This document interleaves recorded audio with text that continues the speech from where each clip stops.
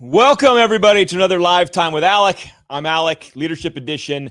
Talk about failures to learn from today, where I get to expose all my dirty laundry. But first, I don't want to hear any crap about this smooth 10-year-old boy face.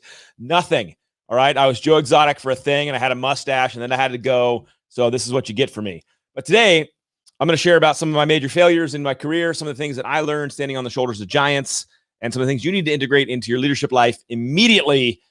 Again, sorry for this, but you're welcome at the same time. Let's kick it off.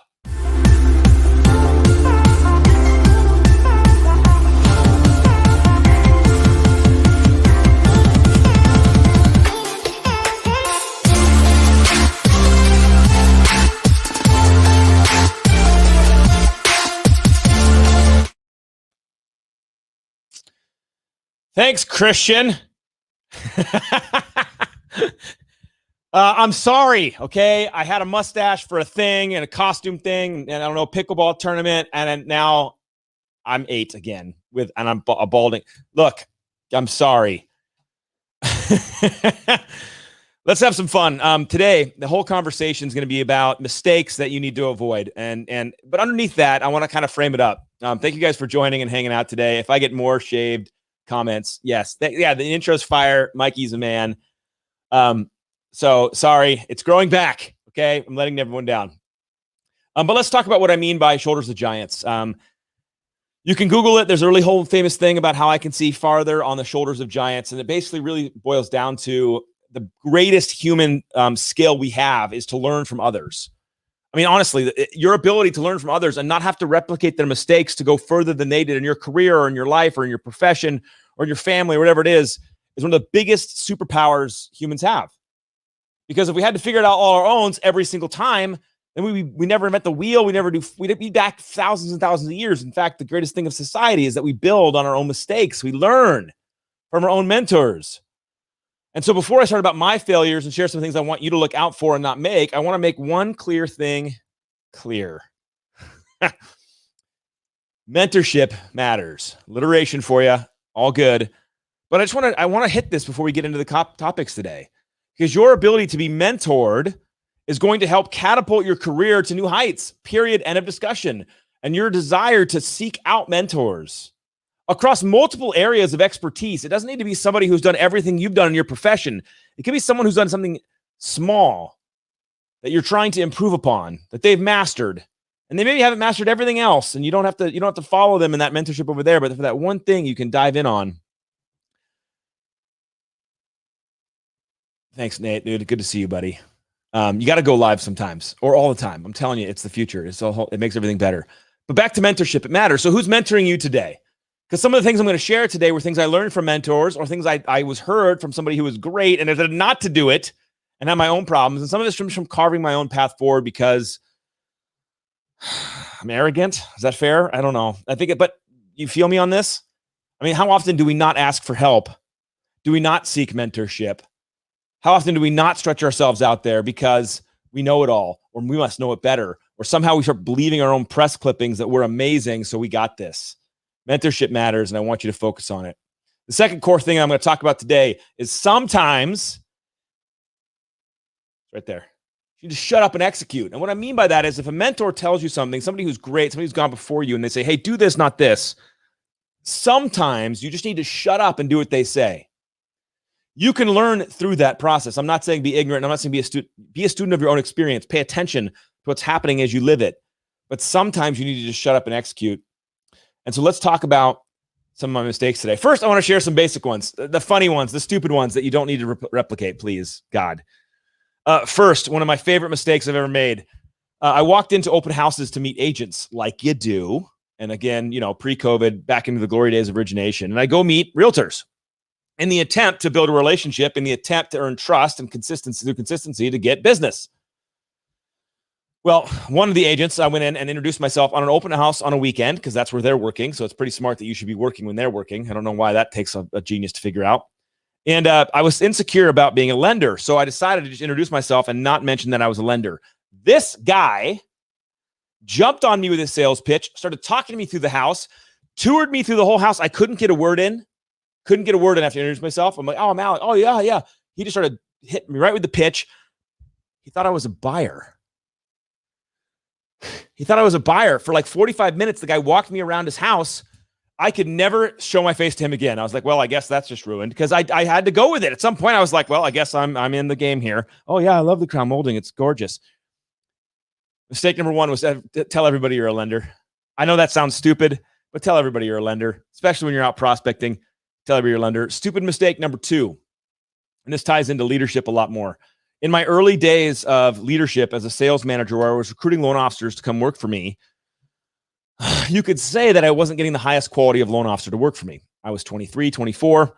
So the people that would work for me were people that were probably pretty new to the business and pretty excited by my energy or my thought process. I was a top producer at the time, so I had some street cred. But I remember I got so invested in one of my loan officers, so tied in with who they were as they were trying to break through some of their own inhibiting barriers. As a leader, they hit hard times. And some of you have been there with some of your own loan officers. He hit hard times. And so what did he do? He came to me, his trusted manager, his trusted leader. He said, Alec, I got some bad news. I haven't had any fundings this month, and I'm not going to have any this last month, and I'm not going to have any this month. I got some apps, but looks like I'm going to have to go somewhere and take a guarantee because I just can't survive. And I remember being like, no way, we're going to make this together. We're going to accomplish this. We can do this. You got such good momentum. And I went to the company and I said, hey, I need a little extension for this guy, a little guarantee. And they were like, no, this guy does no business. None. We're not giving him an extension. And any company dumb enough to pay this person money to go there deserves to have them because this person doesn't need business. And I made the genius move out of the goodness of my heart to lend that person my own money. Yep, this is good old life lessons with Alec. You know what he did? I lent him that money. He left the country. Not joking. He left the country, literally, with my $5,000. Don't do that. Introduce yourself to agents. Don't lend people money. Give money if you feel like giving it. This is my best advice my dad ever gave me. For family or friends or anything like that, he's like, never lend money. Never lend money. Give money, give it to them as a gift. Never expect it to come back and never expect that person to even show up the next day. Oh, dude, we're going super raw. Dude, this is real talk from my friend Sorab, like real talk. Christian, I've been there. Because in your heart, you're like, yes, I'm looking out for you and I'm going to help you. It's called boundaries, people. Okay, it's called boundaries. I didn't have them, and I learned a lesson. But let's talk about some real leadership opportunities, some real fun things that I learned in my career and that I'm still learning in my career. Number one is this topic right here, chameleon versus visionary. And I'll give you a little story to frame this up. So when I was a young sales manager growing a team under a branch, right, because I was like, I'm going to grow a branch. And I would hire loan officers, and I had my own production. And at some point, the production of my little team was about like a 25% of the branch's volume, right? 25%. And then as I hired more people and we got more successful, my little sales team, my little satellite had grown to be about half of the branch's success, of the branch's production. And then fast forward, the branch was actually had some struggles. Something was happening in leadership. It wasn't doing as well. Some people were leaving for cultural reasons. At least that's what I kind of remember, because again, I was pretty self-focused on growing the team. But I recognized that our volume as a little sales manager branch was about 75% of the entire branch. And I was like, wow, we've stepped up. Kyle, no, don't just, I know it's terrible. I can't help it.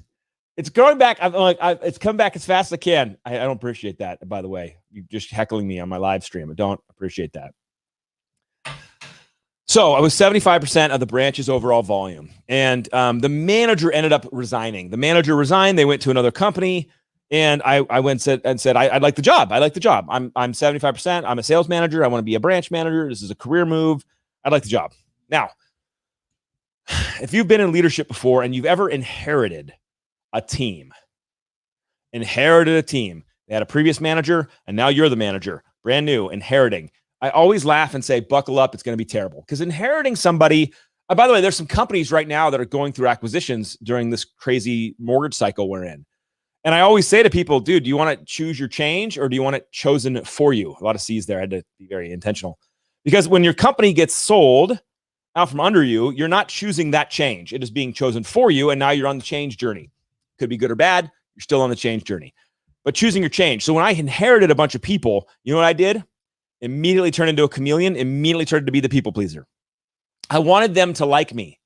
I wanted them to be excited that I was the new leader. I wanted them to be excited that Alec is like, look what his team is doing. And maybe he's going to bring some positive energy over here. And this is going to be this whole new path we're on together. And so I went to each of the people on the team and I was a chameleon. Does this sound familiar? New branch manager, new boss sits down with you and goes, what do you need? How can I help you? Tell me about your business. How can I be in support of what you do? By the way, from the surface of all those questions, they probably sound pretty innocuous. They probably sound something like you would expect a leader to do, to sit down with you and be like, how can I help you? I would even agree to a little bit that is a question you should ask. But you know what's missing from that whole piece? Leadership. Servant leadership became a huge buzzword over the years, and I like it from a principled nature. You should be in service to those you lead. Absolutely. But you should also be leading the people that you lead. People have wrapped up this confusion that servant leadership must mean I have to break my back for my people. What do you need? How can I help you? What do you need? How can I help you? You're not their assistant. You're their leader. Yes, you can help them. Yes, you should be removing barriers and hindrances. Yes, you should be more interested in their success than your own. Yes.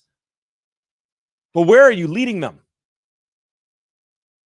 Where are you going together? I never asked those questions. I never sat down and cast the vision for the team. I never said, hey, here's where we're going. And you know what that led me? It led me to be a leader who was a chameleon to everybody, trying to support everybody's needs, even if they were not in tune with the branch's needs or my needs or my desire as a leader of where to take it.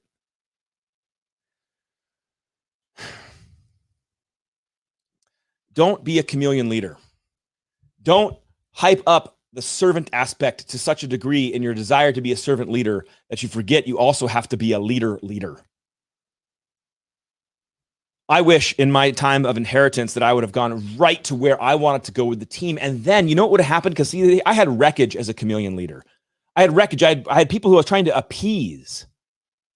You shouldn't have to appease somebody if they're on your team. If that's happening, you're not the right leader for them. They need to go find the right leader for them. You're not casting the vision strong enough for them, and they're not attracted to where you're going. So they need to go be with somebody else who gives them that. But if you're trying to chameleon your way through your relationship with them as a leader, trying to appease everything of their situations, you're going to do that for every single person. You're never going to cast the true vision for your group. And you're going to have wreckage. I had wreckage because I never cast the vision for these guys. I just tried to appease them. My encouragement for you guys and leaders right now is what's the vision you're setting for your team? And how are you leading the way through that? By being a servant for sure, but also by being a leader. You know, I learned some incredible things, and this is going to be a pro tip as we move to the next kind of failure to learn from type of a thing or message to learn from, which is, do you know, and I don't know, it's not a secret, but do you know that the top performers in the mortgage industry, and I gather in many other industries, the top salespeople at your company, let's just stick with your company. The top salespeople at your company. Do you know that if you called them or sent them an email and asked for 20, 15, 30 minutes of their time and asked them to explain to you what they do to be successful, what systems do they rely on, what the processes are, how do they reach their levels of success, what's their day look like, what are they spending their time on? Do you know what they do? They tell you. They tell you exactly what they do. I have never met one of my things when I say the shoulders of giants, when I was a brand new loan officer, the first thing I did was I went to 10 of the top performers at Countrywide Retail, 10 up and down the coast, Santa Barbara to San Diego. And I was like, how do you do what you do? Can I get coffee with you? I will drive to Santa Barbara right now to sit down with you if you will tell me what you do to be successful. What should I be focused on? What do you attribute to your levels of success? And you know what?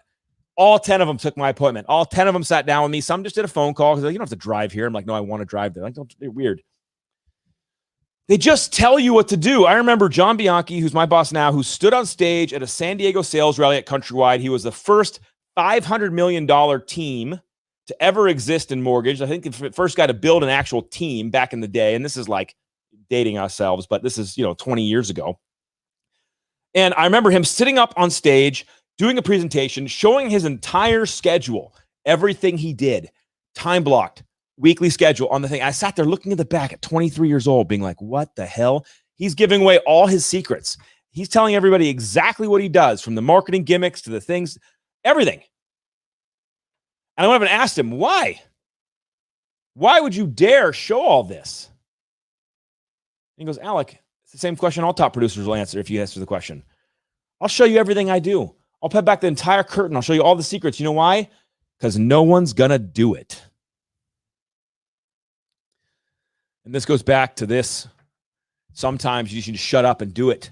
I learned more about origination and driving top production than ever before by just listening to these people and then going out and doing it and then turning around and be like, what did I learn? How did it go? Was it good? Was it bad? Could I put my own spin on it? I didn't like that, but if I do it this way, now it's more authentic to me.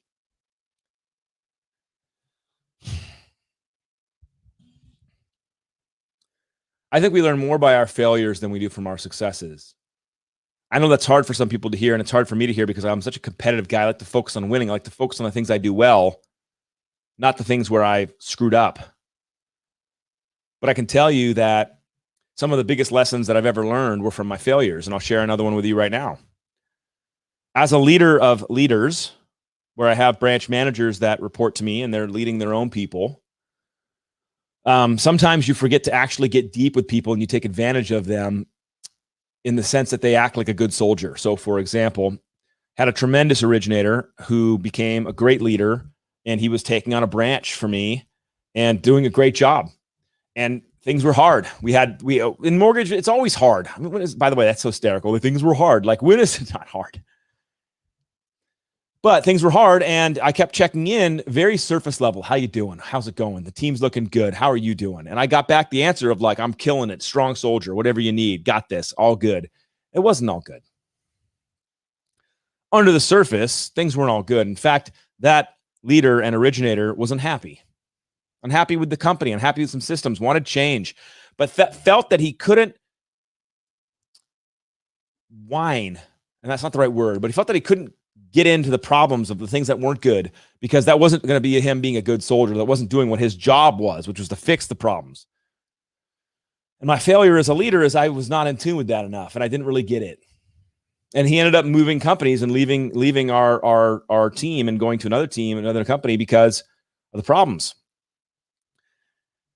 Man, I learned a big lesson from that. I learned a huge lesson from that. As a leader, sometimes the people that you rely on the most are the people you have to check in with the most on the most authentic level, because sometimes they're going to tell you things are great because they want to be great, and they're not. And you got to peel that back sometimes. You can't just ask the surface question. How are things going? Great. Top of the game. Couldn't be better. What's the thing that white people say? Living the dream. Yeah, living the dream. No, you're not. You're in serious pain. Anybody that tells me that they're living the dream, I'm like, oh, you need to go out and talk, because I can tell things are not good. But that was a massive lesson for me as a leader, was peel it really back. Get down to the core of it. Get down to the core of it. Don't be afraid. Don't stay surface. When you get the answer from your top people of like, I'm killing it, living the dream. Now I got to peel that way. Another huge, huge lesson I learned in leadership in my own failure was one of my first transitions out of a company where I lacked alignment. I worked for a major bank. That's not hard to Google and figure out, but I'm not going to smash them on a live stream, except I don't like them. But apart from that, I didn't have alignment. The organization was dysfunctional, and I decided to leave. Well, guess what? A bunch of people on the team were very unhappy too. And I got caught up in my own press clippings, and I left for me, for my career, for what was best for me. And I got so excited that these other people wanted to come that I never asked, is this the best place for them? I was so sure that it was the best place for me that as the other people that I had worked with for a long time, that I loved, that I cared about, that were on my team, I never asked the deeper, more important question of, is this the right move for them?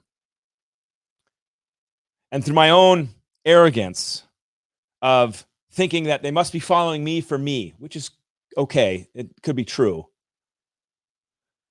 I landed several people at a place and a company that was not right for them. And it broke me because they ended up leaving because it wasn't the right place for them. And looking back, I had all this resentment initially that, oh my God, they left me. How could they? I thought we were a team. I thought this was going on. And I had all this immature emotional response, which maybe is okay and healthy, but it wasn't mature at all. In the reality, in hindsight, I look back and I go, Alec, you left for you. Make the good decision. You were so excited they wanted to leave too that you never checked if this was the right place for them to have the success in their career they're capable of with the skill set they have, with their style of origination, their strategies. And as a leader, it was a major mistake. It took me a long, long time to unpack all that. I wish someone would have told me that. And I wish I would have had the brains to listen. Instead of having to go back, experience that mistake, and unpack it all over a decade. I'm stronger for it. I'm better for it. I'm a better leader, in my opinion, because of it. But I definitely had to learn through it. And now when I'm looking at hiring people and I get into somebody's life and culture and I'm like, I look in deep and I go, is this really the best platform for them? Or is it just ego? Is it just me saying, oh yeah, of course it was the best place in the world. Well, is it for them? For how they originate, for their style? And the answer is no. The answer is no. Loan Depot is a tremendous platform for people that want Loan Depot, to be Loan Depot, to do what it does, to do what the company does. But it's not for everybody. It's an interesting little learning point that I had in my own career. And so as much as and fun as this conversation has been, I want to leave you with a couple things. Number one, have boundaries. Don't give people money. Don't just don't just lend people money. And if you do lend it, just count it as a gift and move on in your life, because that's insane. Don't do that. Number two, as a leader, if you inherit talent, inherit people, go up in your level of profession to another level, set a vision, be aggressive in setting the vision and pulling the new team with you. And if they don't want to be on your vision, don't let them fly. Let them fly free. Don't force them through. Don't be a chameleon. Don't try to be like, oh yeah, no, this will work. No, don't do that. Sometimes serving somebody can be like, you need to be led by somebody else. And the last thing I would tell you, or the second to last thing, is dive in deep with your people all the time. Don't let the surface conversations control your viewpoint on what you think is going on with that person. It's not. You got to go deeper. You got to go right down to the core and say what's really going on, especially with the people that you rely on the most in your business. And lastly, my friends, as my final piece of advice and lessons to learn from, I'm going to give you two. Sorry, I said lastly, it's not going to happen. Get a mentor. I don't care who they are, where they're at, how you're being mentored. Get a mentor. They'll tell you what you need to do. They'll push you. They'll guide you. They'll challenge you. You need a mentor. And the last thing I'll say to drive this all home is make sure, as you're a visionary, recruiting, attractive leader, whatever you're doing in your business and you're growing for it, that when you go to hire somebody, don't get overexcited by the numbers. Don't stare at all the volume and think just dollar signs or you're just excited because you're landing a whale or any of that stuff. You really got to go down and say, if this person comes here, are they going to be more successful, better quality of life? But by the way, define success, how it works for you, right? Does not mean more production. Could mean less stress. Could be more freedom, better structure, more peace of mind. Success can mean a lot of things to different people. But you really got to answer that question when you go out to pull somebody into your organization as a leader. And sometimes it might even mean not necessarily with you, maybe with the group down the street, but have that maturity and that insight and that depth of character to understand that and see that. That way you can set somebody up for life. You know the question. You know the answer to this question. Some of my biggest customers in mortgages were people I didn't close the loan for, because in our conversation, they knew I told them that the loan they got from somebody else, no matter how much it burned me as a competitive salesperson on the inside, somehow that loan was better than what I could give them. And I was honest and I told it to them, even though I ground my teeth into nubs because I was so pissed and losing a deal. And you know what that customer did for the rest of their life? They lived in my database and then referred me customer. You as a leader looking at loan officers, sometimes the best manager for them is the one down the street. Sometimes the opportunity isn't you right now. But your ability to see that, to not get caught up in that, to recruit people through this authentic place of, if you're here, you're going to be better, and I'm going to help you do that. And if it's not with me, it's going to be better with somebody else. I'm going to help you see that too. That level of depth and maturity is what's going to set you apart. Learn from my mistakes. I'm doing my best to learn from the mistakes of others as well. But I can tell you, if you're a loan officer watching this on a leadership series, the number one thing you should do right now is call every single top producer of your company and ask for time and ask them exactly how they do what they do, because every single one's going to tell you. And if you're wondering how I did $85 million my first year originating, my first year, I spent 6 months sitting at a reception desk. I spent 6 months sitting behind a top producing manager as their PA. And then I went out on my own and I did $85 million that year. And you want to know how? I stood on the shoulders of giants. I asked these great people how they did what they did, and I just did it. I just shut up and did it. No matter how much it hurt and burned and all that fun stuff, I figured it out and I did it. And you know what? Along that path, I learned my own way. But if you want to drive forward as an originator right now, it's my biggest piece of advice. Go to the giants of your organization, jump on their shoulders, ask how they did it, and then shut up and execute. And you'll be surprised after 12 months what happens. It'll shock you. And for all of you that heckled my lack of beard, I appreciate you coming in for that. I'm glad. Learn from my failure. Don't shave. I appreciate you guys. I hope you have a wonderful day, and I look forward to seeing you all on the internet. Peace.